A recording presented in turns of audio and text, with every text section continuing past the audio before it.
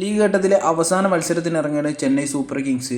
ഈ മത്സരത്തിൽ വിജയത്തിൽ കുറഞ്ഞ് ഒന്നും തന്നെ ചെന്നൈ പ്രതീക്ഷിക്കുന്നില്ല. വേറൊന്നും കൊണ്ടല്ല, വിജയിച്ചാൽ മാത്രം തന്നെയാണ് പ്ലേ ഓഫിലേക്ക് കയറാനായിട്ട് പറ്റുള്ളൂ. വിജയിച്ചത് കൊണ്ട് മാത്രമല്ല കേട്ടോ, മറ്റു ടീമിൻ്റെ വിജയവും തോൽവിയും സംബന്ധിച്ചിട്ടുള്ള റിസൾട്ട് വന്നതിന് ശേഷം മാത്രമാണ് ചെന്നൈ പ്ലേ ഓഫ് കളിക്കുകയോ ഇല്ലയോ എന്നുള്ള കാര്യത്തിൽ ഉറപ്പിക്കാനായിട്ട് പറ്റുള്ളൂ. ഗുജറാത്തുമായിട്ടാണ് കേട്ടോ ചെന്നൈ സൂപ്പർ കിങ്സിൻ്റെ മത്സരം നടക്കാനായിട്ട് പോകുന്നത്. ഗുജറാത്തിനെ സംബന്ധിച്ചിടത്തോളം ടേബിളിൽ രണ്ടാമത് നിൽക്കുന്ന ഗുജറാത്തിന് ഈ മത്സരം കൂടി ജയിച്ചിട്ട് ടേബിൾ ടോപ്പർ ആവുക എന്നുള്ളതാണ് ഗുജറാത്തിനെ സംബന്ധിച്ചിടത്തോളം ഉള്ളത്. പക്ഷേ ചെന്നൈനെ സംബന്ധിച്ചിടത്തോളം ഈ മത്സരത്തിൽ ജയിച്ചാൽ മാത്രമാണ് കേട്ടോ മുന്നോട്ട് ഇനിയൊരു പ്ലേ ഓഫ് സാധ്യത ഉള്ളൂ എന്നുള്ളത്.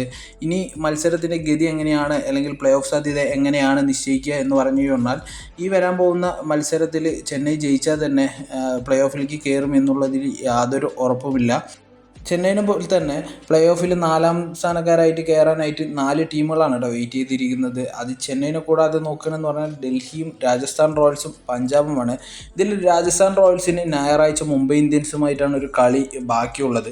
രാജസ്ഥാൻ ആ ഒരു കളി ജയിക്കണം എന്നുണ്ടെങ്കിൽ മറ്റു 3 ടീമുകളും ഇനിയുള്ള മത്സരങ്ങൾ ജയിച്ചാൽ തന്നെ പ്ലേ ഓഫിലേക്ക് കടക്കില്ല എന്നുള്ളതാണ് വേറൊരു വിഷയം.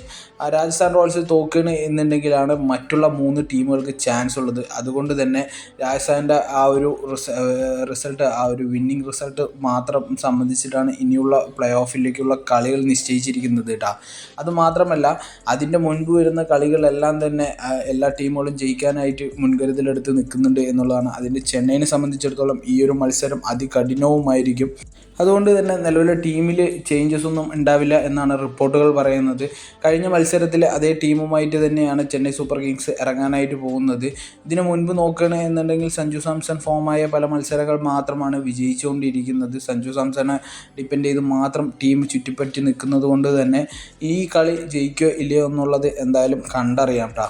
ക്യാപ്റ്റനായിട്ടുള്ള രുദ്രാജ് ഗെയ്ക്വാഡ് നല്ലൊരു പ്രകടനം കാഴ്ചവെക്കാത്തത് കൊണ്ട് തന്നെ അത് ടീമിനെ കാര്യമായിട്ട് ബാധിച്ചിട്ടുണ്ട് എന്നുള്ളതാണ് മെയിനായിട്ടുള്ളൊരു റീസൺ കേട്ടോ.